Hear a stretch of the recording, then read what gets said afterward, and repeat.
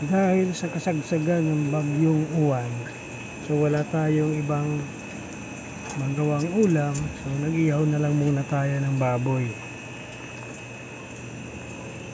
Super kagabi guys, napakalakas yung hangin namin dito sa Tacloban, pero ngayon medyo humina-hina na, tsaka wala ding masyadong ulan.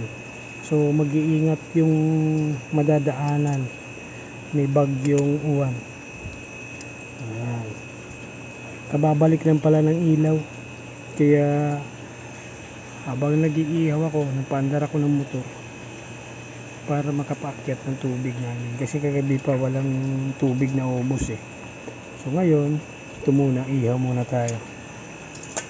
So mag-iingat po lahat, lalong lalo na dyan sa Luzon, sa ating mga kababayan, mag-iingat po tayo.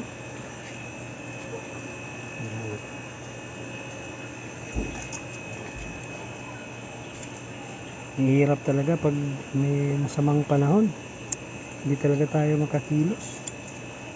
Kagabi alam nyo guys, maski hindi dito yung landfall sa Tacloban, napakalakas kanina madaling araw. Kala ko nga bagyo na talaga dito eh, kasi sabi ng Pag-asa yung landfall niya diyan sa Aurora. Pero kagabi dito naranasan talaga ng mga taga-Tacloban na malakas talaga kanina yung hangin. Buti nga ngayon wala na, may umaambon-ambon na lang.